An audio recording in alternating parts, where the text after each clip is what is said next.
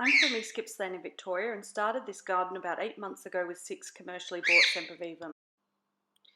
This is Purple Haze. It's been one of my most prolific offsetters in the last year. I think I've probably pulled about 50 babies off, some of which I've given away, but I'm really trying to fill the garden up before our wedding. Another great offsetter for me has been Tectorum, and as you can see, it's just getting its beautiful autumn colouring. Excuse my birds. I am working to propagate as many as I can to really fill the garden, as we're going to get married in our garden in just under a year's time. Like one might harvest fruit, I go hunting and picking Semp babies once a fortnight.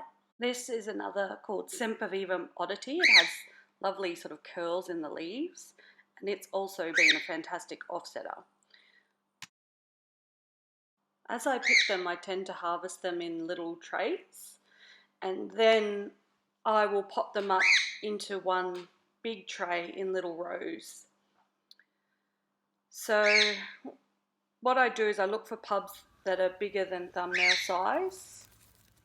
Here you can see me, I'm harvesting some pups off Blue Boy that have probably only really just come ready. Some of them I could probably leave on for a bit longer and they would benefit and grow a bit quicker, but just so you can see the process. And I would often pinch off those very long stems so that they're just about 2 centimetres before I allow them to dry. So I'll do that at the end. Pulling out a weed. Gardener's job is never done. So I'll leave those smaller ones on the plant to keep growing on further. But I find that if you leave them on too long, they can send your main plant backwards and they really suck into that energy. So I think it's the key to getting those really nice big rosettes would be to regularly harvest the babies.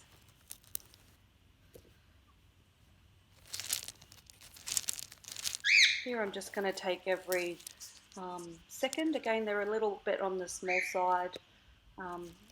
They'll be fine, they'll grow on.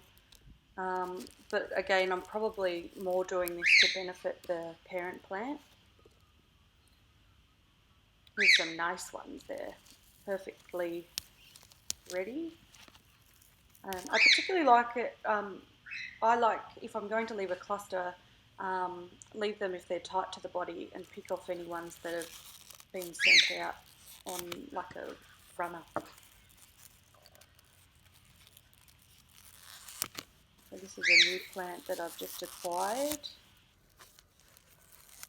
I'm not afraid to be a bit forceful as well when I'm picking them. There's some little babies for later. Sometimes I'll pull it off and it'll have roots on it already. So what I'll do is I won't literally bury it in the ground, but I'll just stick the pegget sort of under the stones, and I find that they root down perfectly well and it saves me traying it up. Here's more of Purple Haze. So it's a case of babies having babies. I'll leave those on there for a bit longer. So there's the nice rosette, the tight rosette that I'm talking about, and I won't actually pull that apart. But if I were going to propagate that, I would actually take the plant out and take those babies off, let the whole plant heal.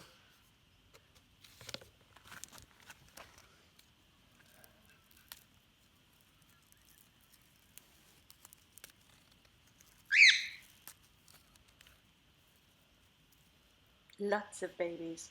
And again, this is a new plant that I've just popped out in the garden. It came with some babies on it. I could have taken it off from the pot, but I've just allowed it to settle for a week or so before I've taken the babies off. And sometimes they'll have already rooted down into the pots, as you can see here. So here's my tray full of succulents, and that would then go on to be placed into a tray and grown on. But don't forget to nip off those ends that you've only got 1 to 2 centimetres, and that's where you'd pull off any leaves that are sort of on the stem.